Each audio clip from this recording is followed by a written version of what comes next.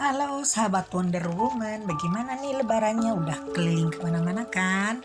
Ke kerabat, ke saudara, ke teman, tentunya ketemu sama rekan-rekan dan keluarga ya yang dari kota, dari mana-mana ya, dari kampung seberang juga ada pastinya. Nah ini biasanya kalau kita setelah lebaran ada planning-planning pekerjaan atau kegiatan yang kira-kira bisa kita lakukan. Nah terutama kita kan biasanya ketemu sama kerabat tuh yang dari kota. Mungkin kita berharap kerabat yang dari kota ini akan memberikan kesempatan kita untuk mengikuti aktivitas dia yang ada di sana, teman-teman ya. Boleh sih, boleh aja. Cuman sekarang untuk hidup di kota ini ternyata untuk saat sekarang tidak mudah di masa Covid, teman-teman ya. Karena sekarang banyak pembatasan area juga. Selain pembatasan area juga sekarang namanya jualan, bekerja, ini ada batas-batas yang memang sangat-sangat ketat sekarang. Terutama nih untuk yang cari pekerjaan. Nah sekarang malah kantor-kantor 70% udah gulung tikar, teman-teman ya. Nah jadi sekarang kita yuk diskusi, ayo kita sekarang apa sih sebaiknya kita lakukan setelah kita lebaran ini. Terutama yang ingin punya karir yang beda, ingin berpindah haluan.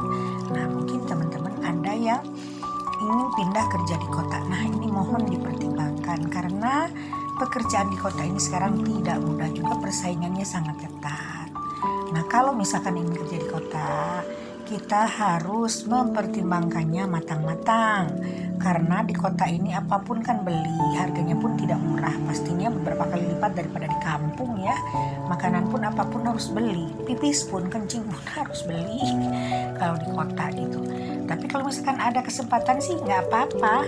Tapi harus tetap diwaspadai dan harus tetap dipertimbangkan baik buruknya bagaimana, teman-teman ya. Terutama itu tadi yang mau bekerja. Karena pekerja sekarang di sektor industri pun sudah dibatasi, teman-teman ya. Juga sekarang sudah banyak perusahaan-perusahaan asing yang berpindah ke luar negara kita, misalkan pindah ke Vietnam, pindah ke Amerika Latin, karena mungkin di sana tidak ribet pengurusan administrasinya. Sementara di Indonesia kan tahu sendiri kan namanya korupnya luar biasa untuk pengurusan administrasi perkantoran dan perusahaan dan pabrik itu kan tidak mudah, teman-teman ya. Kenapa? Karena korupsinya ini loh yang kata di Indonesia itu seperti itu, udah terkenal Indonesia ini seperti itu, teman-teman ya. Nah ada baiknya kalau misalkan ada teman-teman yang ingin pindah haluan, sekarang kita balik ke celah wira swasta. Misalkan pertama bisa kita buka warung sembako, warung gas sama aqua, atau warung apapun yang sifatnya eceran, teman-teman ya. Jangan besar-besaran dulu, misalkan modal 5 juta, 10 juta. Nah ini bisa dilakukan dimanapun, yang penting tempatnya tepat. Tapi jangan sampai nanti diomelin tetangga, sudah ada di situ warung sembako, di sampingnya juga kita langsung bikin warung sembako. Nah itu harus dipertimbangkan juga secara manusiawi, teman-teman ya. Bisa juga kita misalkan bikin salon karena sekarang tuh masih sangat ngetren, meskipun orang sudah berkurang untuk bergaya, tapi salon ini, potong rambut ini masih dibutuhkan, apalagi untuk potong rambut cowok. Pasti untuk rambut cowok itu dipotong ya, biar sebulan sekali atau 3 bulan sekali, tidak mungkin tidak dipotong, kecuali ini menjadi jawara. Ini jadi jawara itu kan rambutnya panjang ya, tapi enggak lah, di kita ini rata-rata cowok tuh rambutnya dipotong. Dan lumayan ini modalnya cuma sekali kan, cuma gunting rambut, tempat sama kursi tempat duduknya, sama kain untuk alas rambutnya yang berceceran.